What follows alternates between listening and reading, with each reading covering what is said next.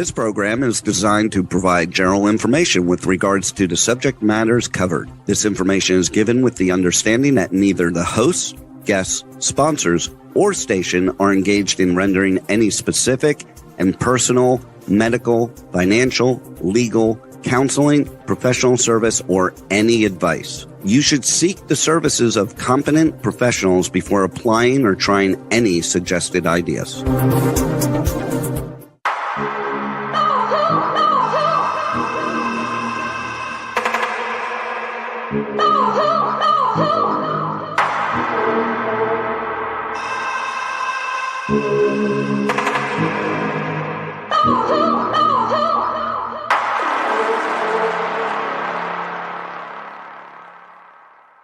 Good morning, true seekers and true crime junkies. Welcome back for our last episode of the year in 2024 for Hit the Road, Jack, Finding the Zodiac.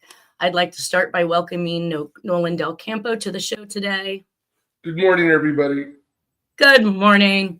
So last week we left off on the relative Lena Adair. So I have her documents that were mailed to Jack, listing him as J.W. Terrence. So even his own family recognizes him as J.W. Terrence, even with all the different variations that we've seen.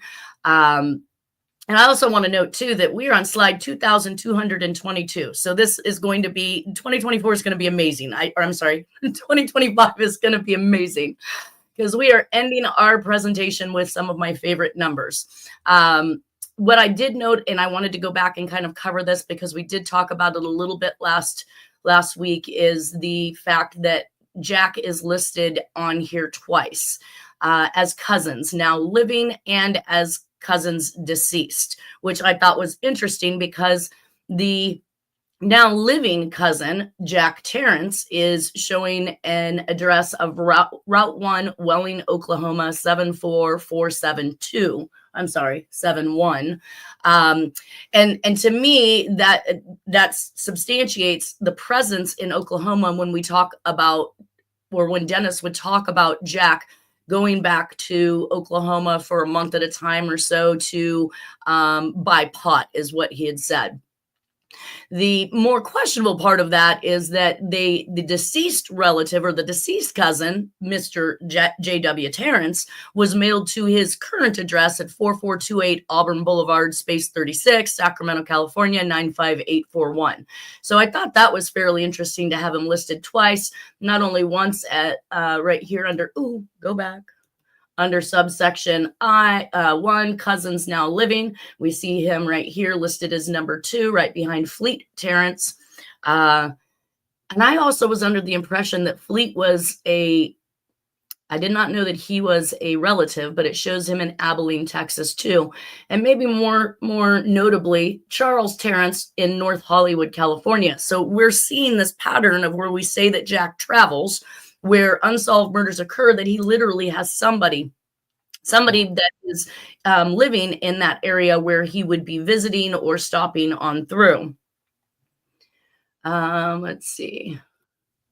Now here we show under section 2, J.W. Terrence at the 4428 Auburn Boulevard. But it's showing that he's a deceased relative rather than it says deceased cousins and children. So now it's being listed as a child rather than a cousin. What year did Jack die? This isn't Jack. This is Lena Adair. This isn't a cousin, or let's see. So from what I can tell, she's only listing cousins. So she must not have anybody, no siblings outward, no parents above. So she's listing these as cousins now living. And then in the next one, it's stated that these are deceased cousins and children. So as if J.W. Terrence is the either child or cousin. I was just shocked that we had him listed twice.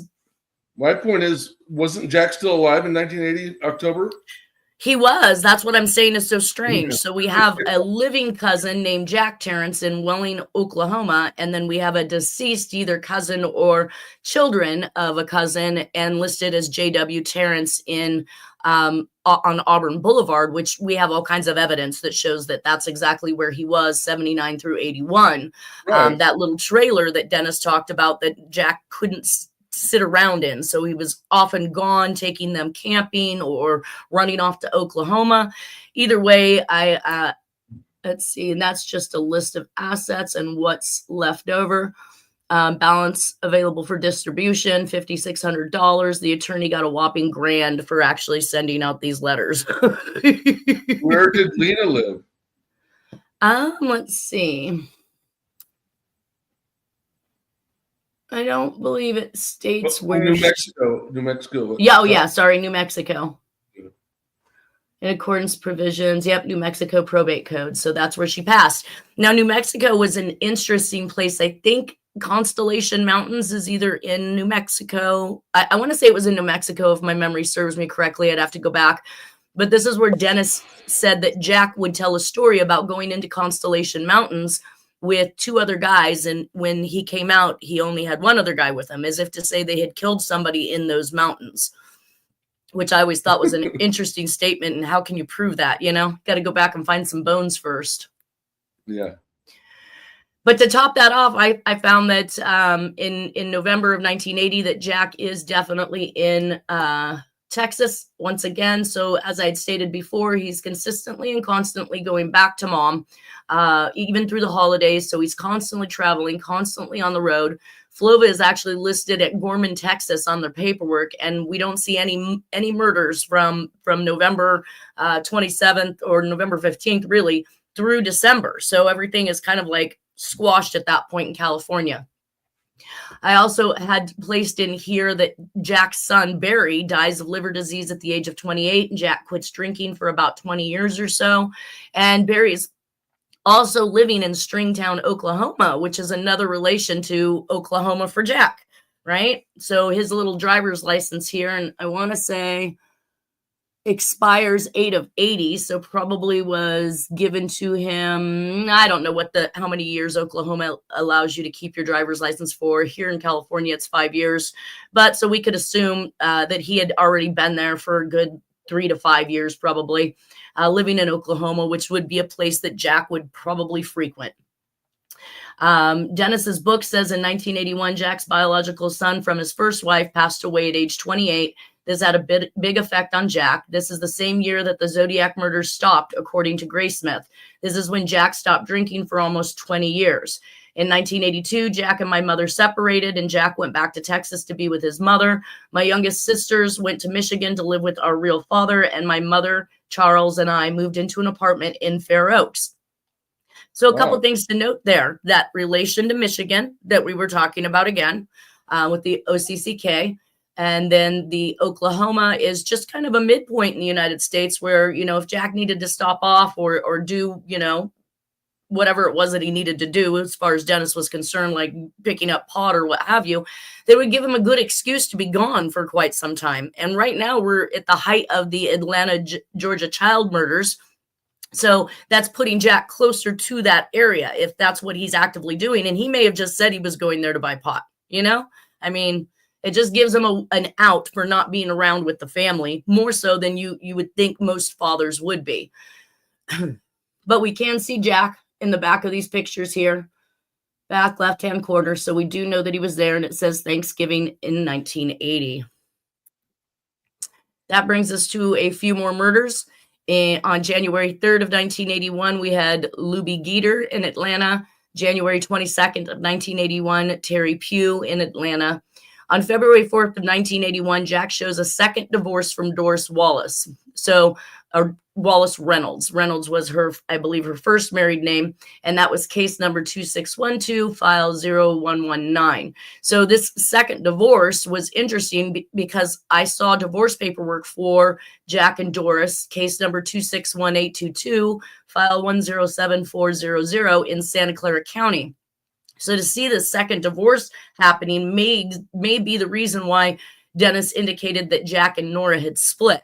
So I had that they'd split in 1981, and I'd have to go back. I'm sure we'll come across their divorce paperwork around this point in time. But again, Jack is off and running and free. He's back in Texas, purportedly. We see that on February 6th, we had Patrick Baltazar in Atlanta, February 19th, Curtis Walker in Atlanta, March 2nd, 1981, Joseph Bell, and March 13th, 1981, he was found in Atlanta. So the reason why I bring these murders up is because we know Jack's no longer in California. We know that Robert Graysmith has confirmed that they don't believe that they've had any Zodiac unsolved murders that are occurring in California, which helps to assert the fact that Jack is not in California at this time. And yet we have this entire murder spree that is going on over in Atlanta, Georgia.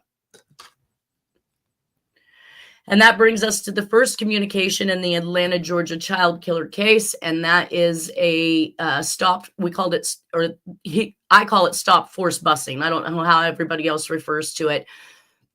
But there were some things that Harriet and I had been discussing in regards to the word bus, which we've seen the Zodiac misspell as BUSS. And then we see it in this particular communication, stop forced busing. Now, one of the things that Harriet talked about, and I actually looked it up to see what it is. So BUSS over here, let's see, bus, plural noun, buses. Verb bus, third person present, buses, past tense, bus, past participle, bus, gerund, and present participle, busing equals kiss.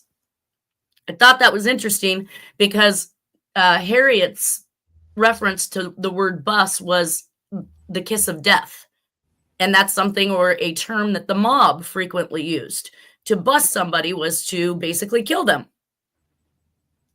In this note, it seems to me that this is some sort of racist that's against integration of schools.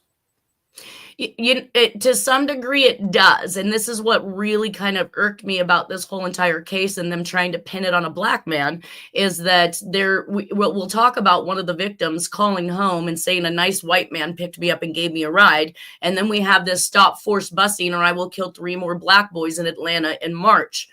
My issue with that is that the attempts to bus these children inner city to outer city schools to get better educations was supposed to be good for them, right?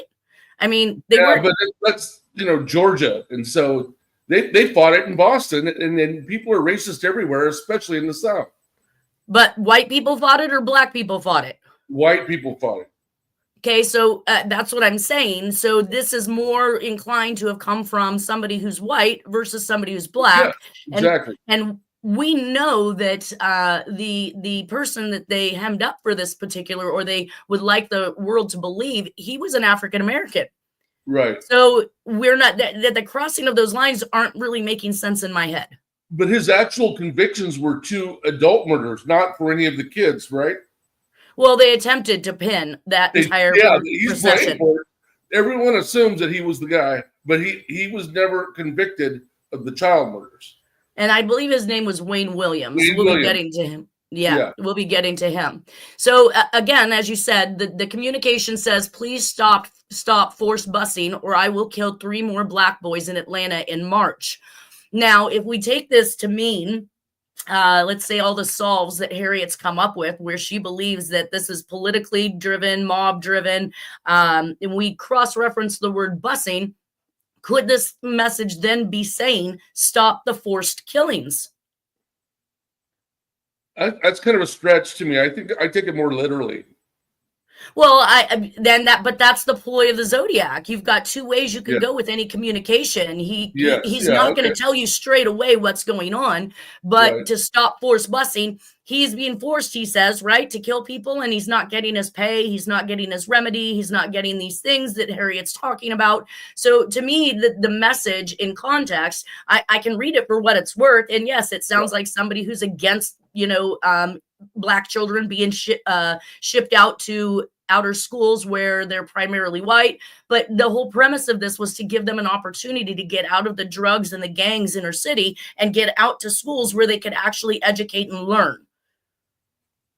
Either way, it also came with this particular card, which looks to me to be it's all kinds of newspapers, so it's evidently something that is going to run. It's a freestanding insert, it says, and it lists Allentown Call Chronicle, Baltimore News American, Charleston Gazette. I heard a ding. I was like, where's that ding coming from? Cleveland Plain Dealer,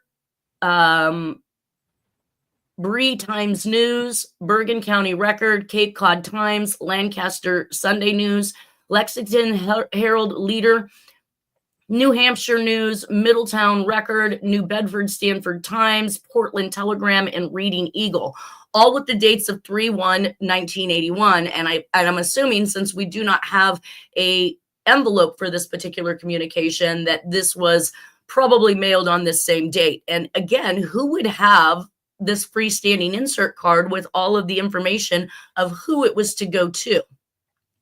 So I did look up some information in regards to what they were saying out there on the internet. I did find some information that says possible connections to the Diggers. The underground racists would be linked in some way. But WXIA TV Atlanta is a Hearst Argyle television station. So here we have Hearst being written to in Atlanta, Georgia. So that must be the actual envelope for them to know that this was mailed to WXIA. They could just unevenly report crime to stoke the flames of hate, and Larry Kane was a collector. And I think that Kane was probably this particular message board's suspect at the time. Would he have been a hitman? He may have chosen the name Kane as a subliminal thing, thinking of his employer and the movie Citizen Kane. Do you know anything about that movie, Citizen Kane? Yes, I do. I'm an expert on it. What's that movie? Directed it, co-wrote it. Yeah. But Joseph Mankiewicz actually wrote most of the script. And there's a movie that came out a couple years back called Mank that was nominated for Best Picture.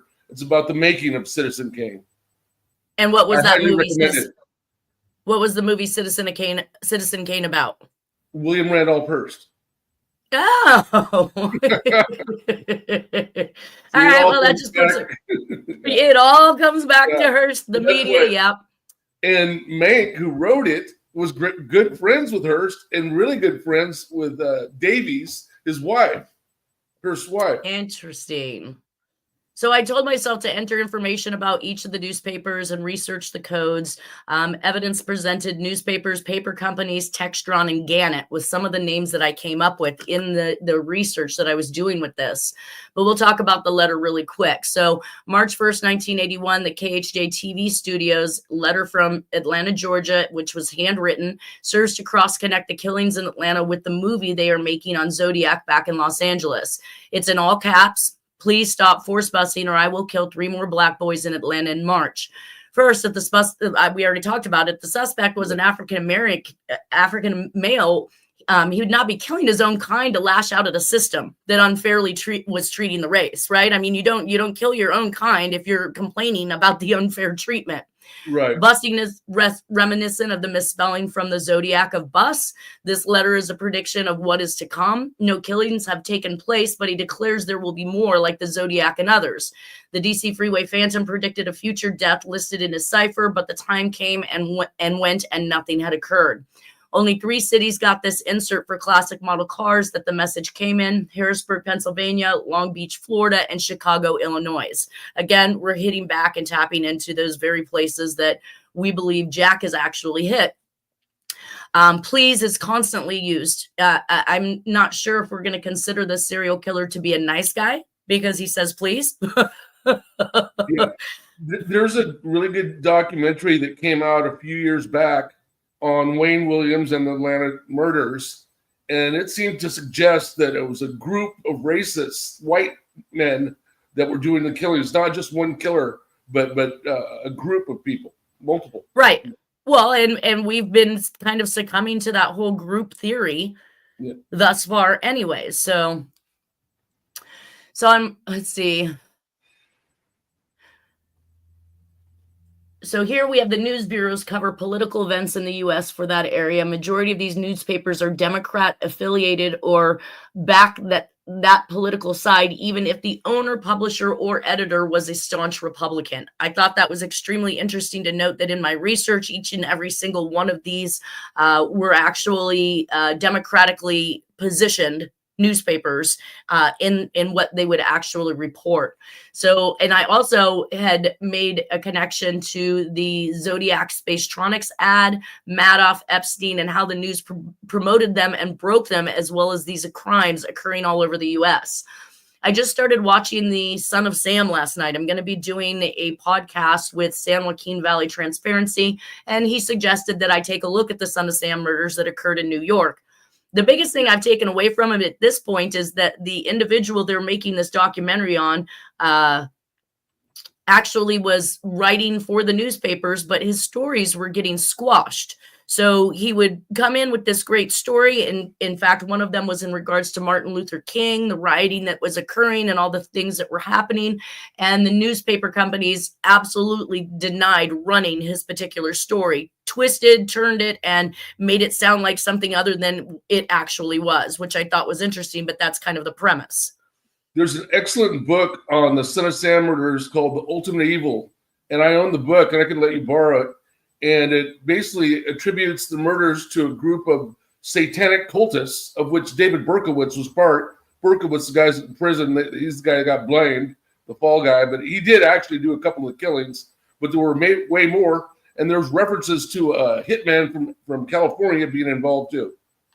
And that's one of the things that I will be bringing up and talking about. I haven't gotten that far into it just yet, but I know that one of the vehicles that were seen at several of the crimes was a yellow Volkswagen. And we know that Yes. Jack also owned a yellow Volkswagen. So there could be some connectivity there. I just need to see what year it was that, and of course, I really don't know how long Jack owned it for. So even if I do find the year, it's just based on a single picture, Jack in front of or not a single, there's several pictures, but they were all at one time frame in the Volkswagen while he was visiting his mom in Texas. So we do know that there could be some connectivity there. In the book, there's lots of mention of the yellow Volkswagen. Also, there's a theory in the book that they may have been doing filming the murders and Right. making stuff movies and selling them to rich weirdos. So that's a thing. That is a thing. It's crazy. Well, another thing that I noted too is that they were saying that New York was pretty much, I mean, it was just at the height of chaos and crime and filth. And I mean, when they're showing these pictures from back in those days, I don't know of anybody who would want to live in a city that looked like that. I mean, it was absolutely disgusting looking. And the mayor of New York was downsizing the police department in order to save money for the city, which obviously is taking more people off the street to help defend the citizens of New York.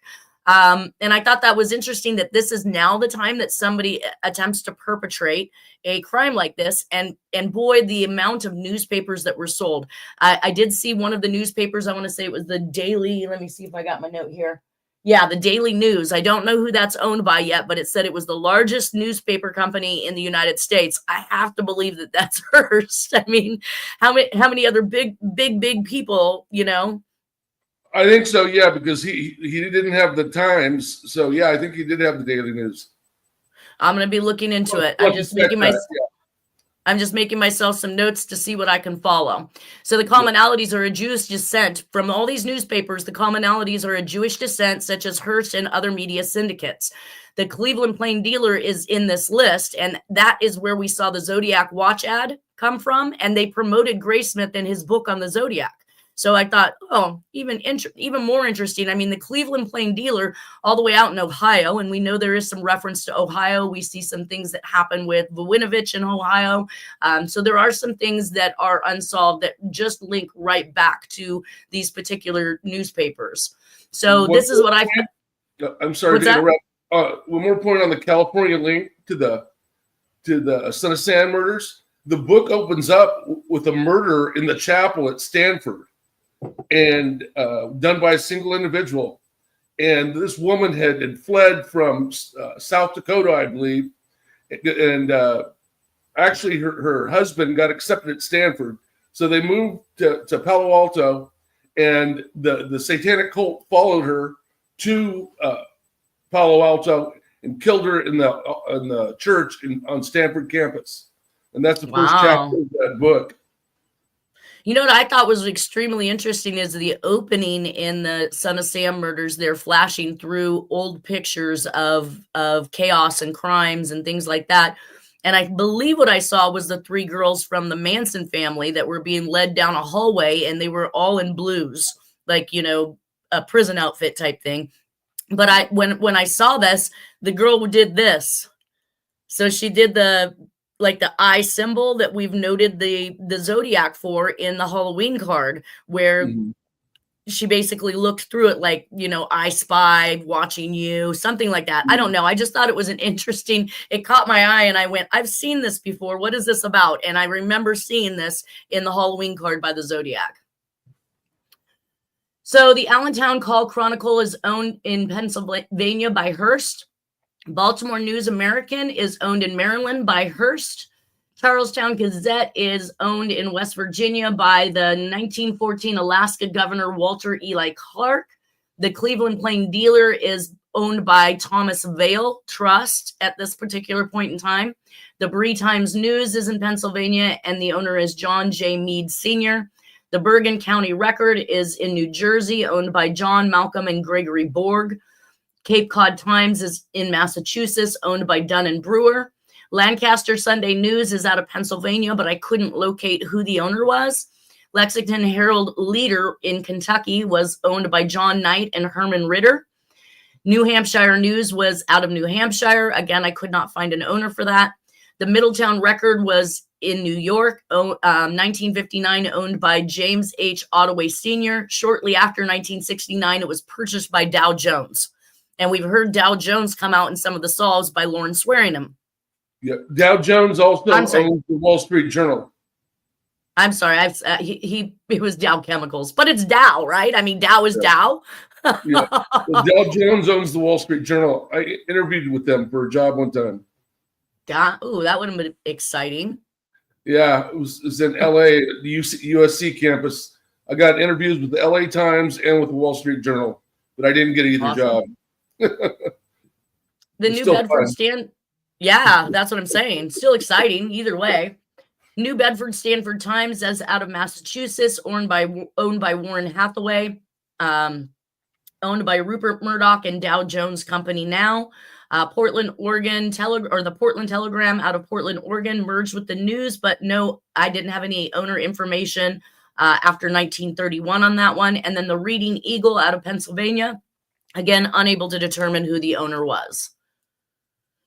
So my laundry and research in regards to these newspapers show that the Cleveland Plain Dealer, we already talked about that. Let's see, referred to by the Atlanta, Georgia child murderer and pushed Senator Voinovich while not providing fair. Oh, okay. So my point behind this particular slide is that we see some things with the Cleveland Plain Dealer in regards to political leanings.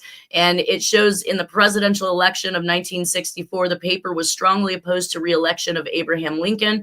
An editorial dated 5 November asked rhetorically, do you want 4 more years of war? Vote for Lincoln. Do you want the Constitution destroyed? Vote for Lincoln. Do you want the degraded Negroes made your social and political equals? Vote for Lincoln. I thought, oh boy. So at least the killer's writing to the right newspaper, right?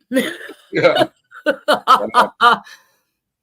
Says the Plain Dealer has been criticized in the past by liberal columnists for staking out generally conservative positions on its editorial page, despite serving a predominantly Democratic readership base. In 2004, the editorial board voted to endorse Democratic U.S. Senator John Kerry after publisher Alex Machaski overruled it, ordering the board to write an endorsement of Republican George W. Bush. Editorial page editor. I know, it just gets better. Editorial page editor Brent Larkin persuaded Machaski to withhold any endorsement. The news coverage is generally more neutral, and national and international news have often culled from wire services, including the New York Times. The paper had been criticized as being too soft in its coverage of Senator George Voinovich from Ohio, and in the 2004 election cycle for the U.S. Senate, not providing fair coverage, if any, to Voinovich's opponent, State Senator Eric Fingerhut, a Democrat. So interesting to note that while they're pulling for Voinovich, he becomes somebody that is eventually written to with communications that are very Zodiac-like, and there are pieces of evidence within those particular communications that are consistent with things that we saw being mailed back in the Halloween card.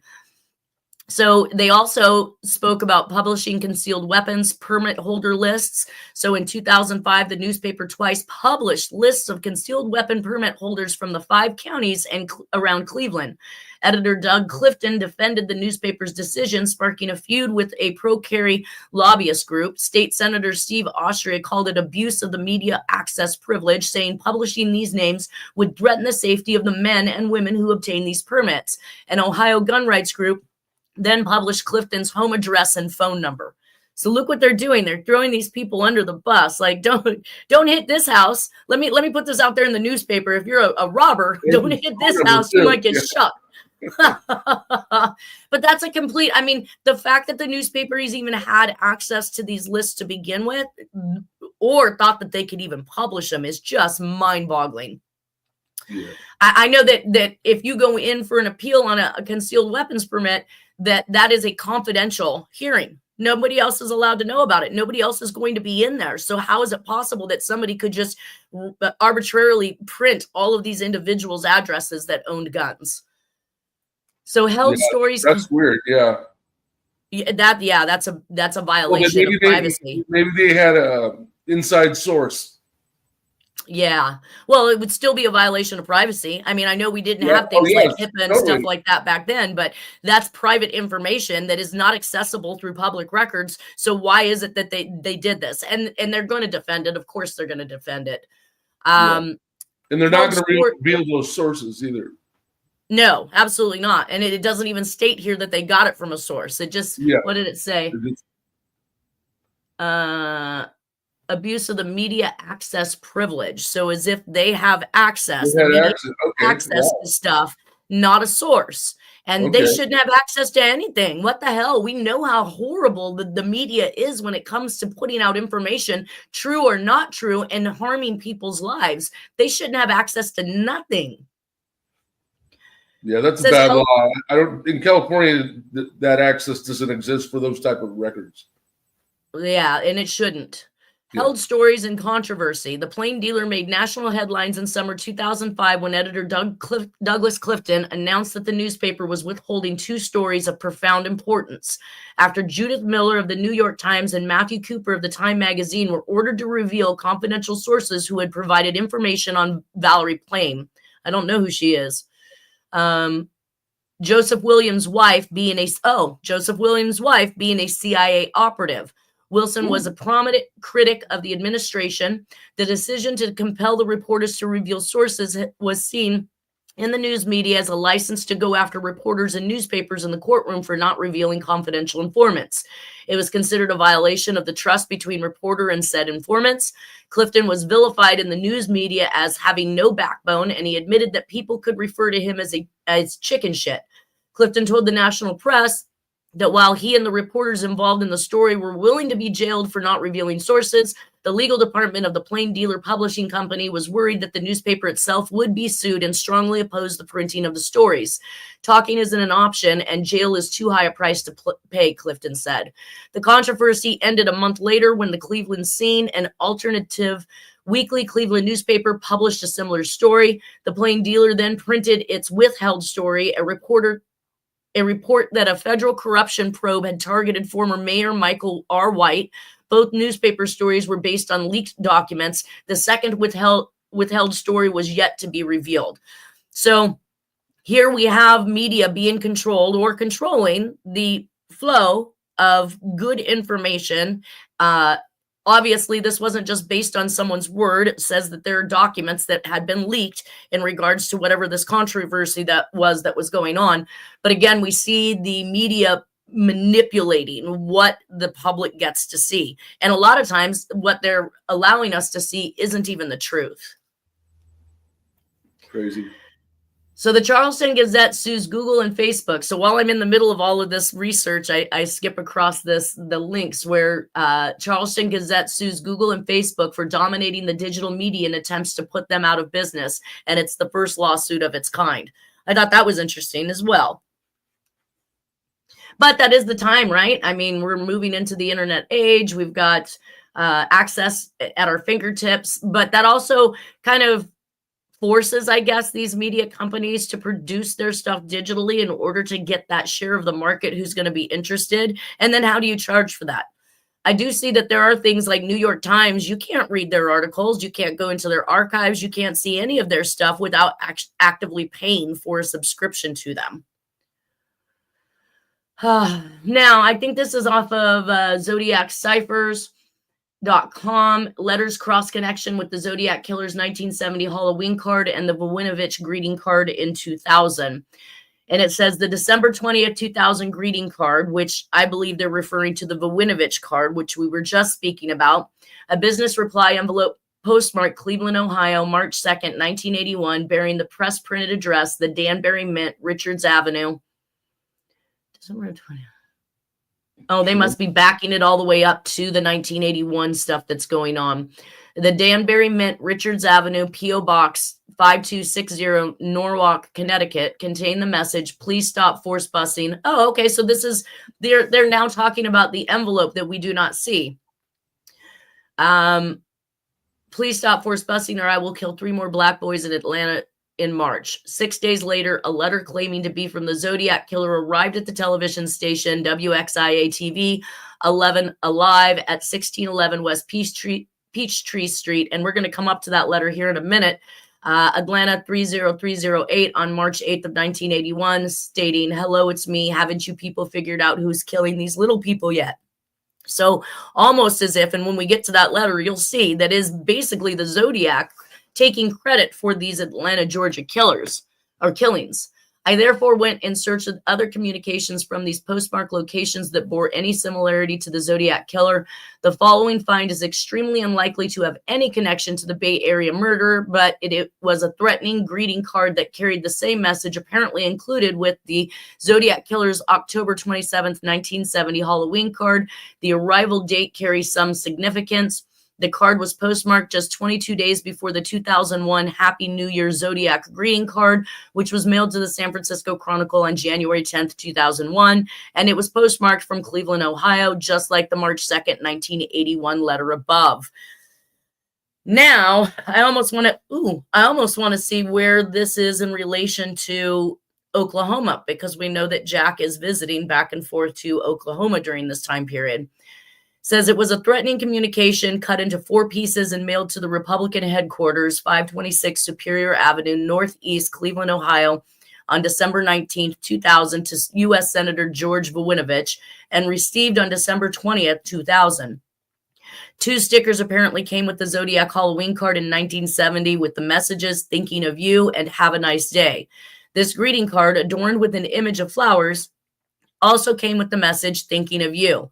3 parts of the handwritten threat stated, hey, you stinking white bitch, we don't want no TV bullshit, and we will cut off your head and impale it on a spear. The envelope bore a zip code of 441261906 and a 33-cent upside-down General Omar N. Bradley stamp. And we have those upside-down, sideways stamps from the Zodiac, so there are some things that seem to be running clearly in combination. And that's what takes me back to this group thing when we see this kind of stuff. What's that? Oh, I was just reading the card. Right? So here's the card up here where it says thinking of you with the flowers.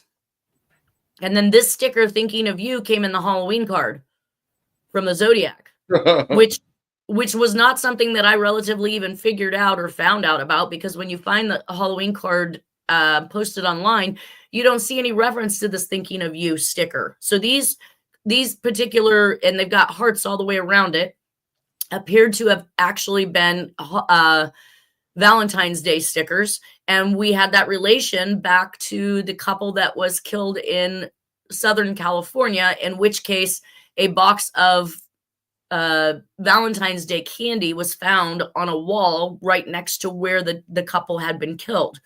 That was so the Scientology couple? I don't know. I think he was in the military. Okay. They were, so many names in this for me to come back to. Right. But the bottom line is that a box of opened chocolates or Valentine's Day candy was left on a wall right next to the murder scene. And these type of stickers back in those days would have been contained in these boxes of chocolates or candies. You always got a cute little gift inside, kind of like the Cracker Jacks box. Either way, this particular card says, I'm sending this as 4 separate faxes. Now, this brings me back to the thought process that we just heard in the solves that Harriet's been talking about, that these communications were facsimiles.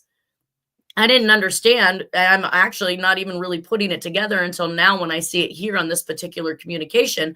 But number one, we saw the Zodiac separate out the 340 cipher into 3 different letters. So he cut it in 3 pieces and shipped it to 3 different locations. Those newspapers had to come back together, put it together to get a complete cipher.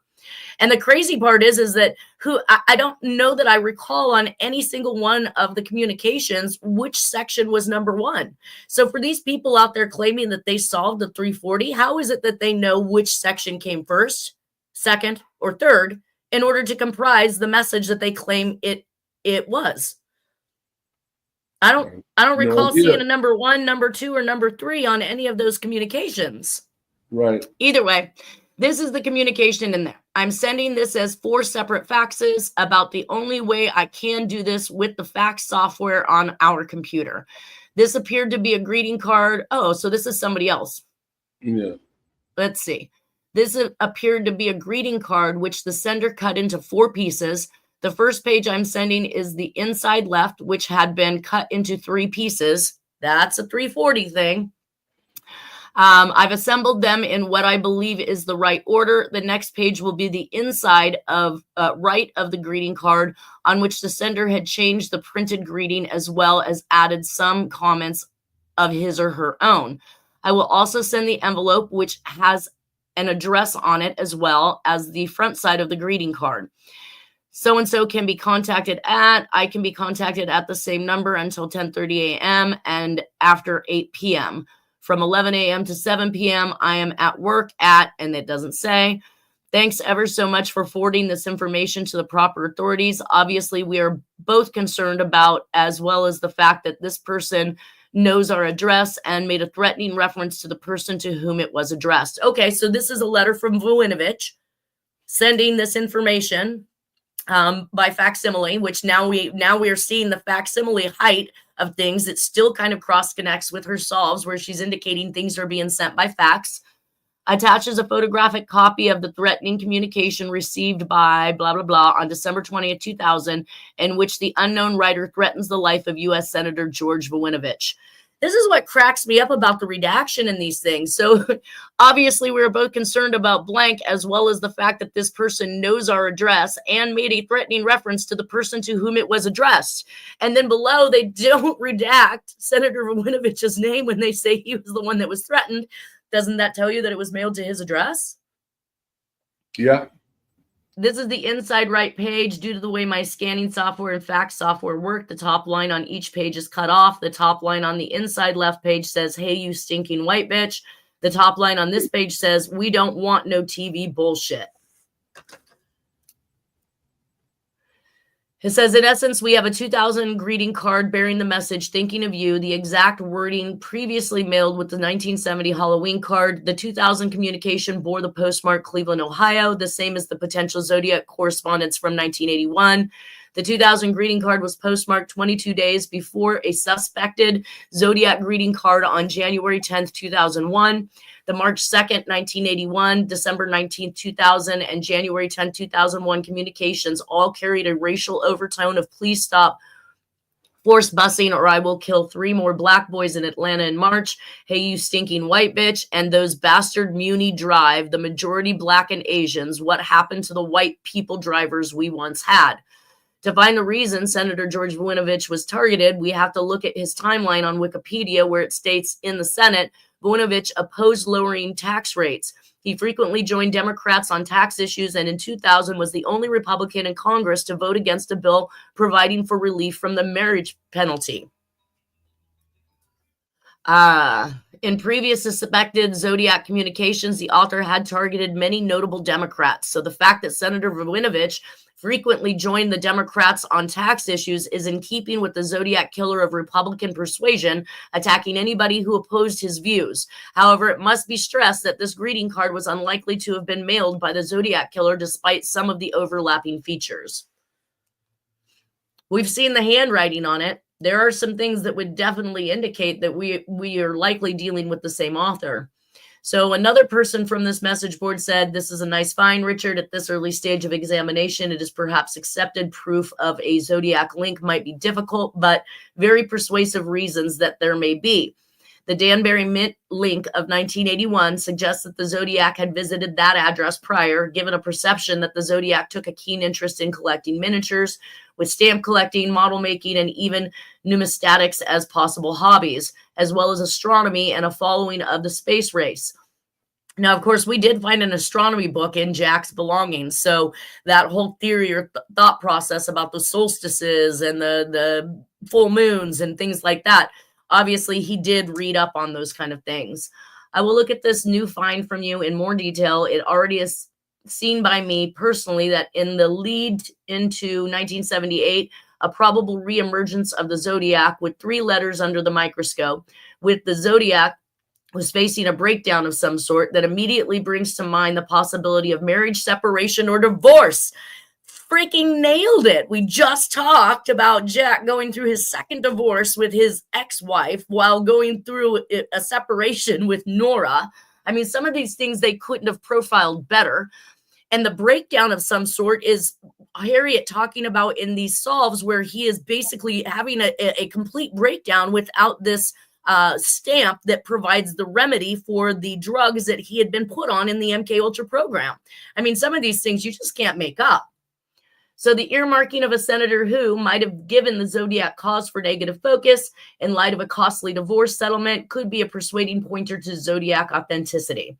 Sugary coated sarcasm with thinking of you.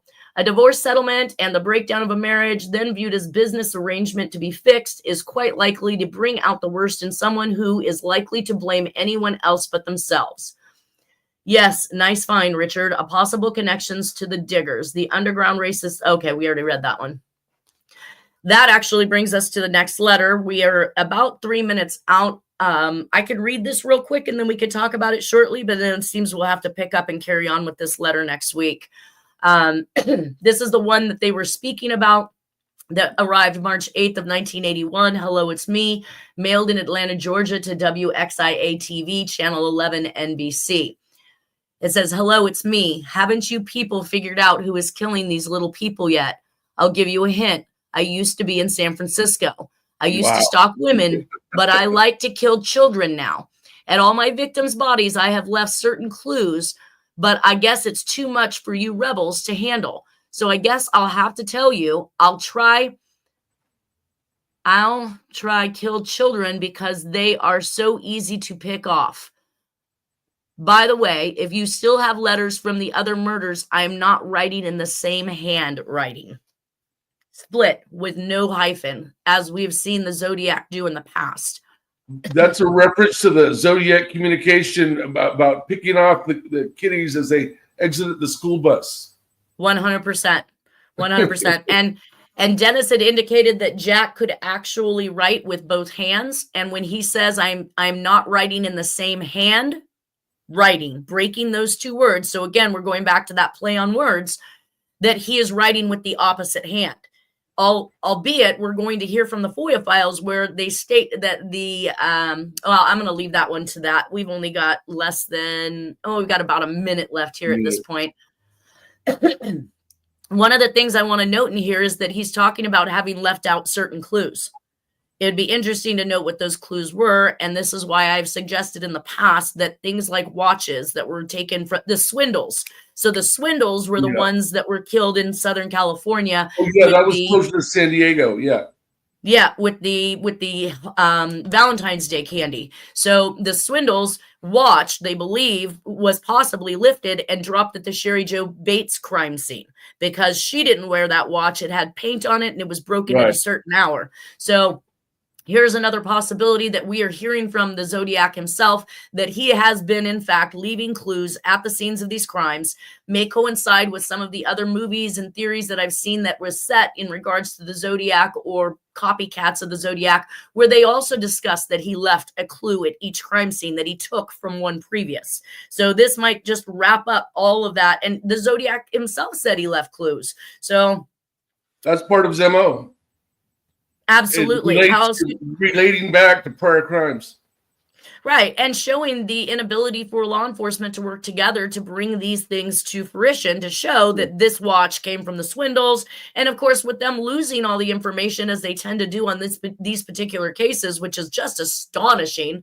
Again, if somebody had pulled evidence on me of committing a crime of this nature, my evidence won't be lost. I'll be in prison. Yeah.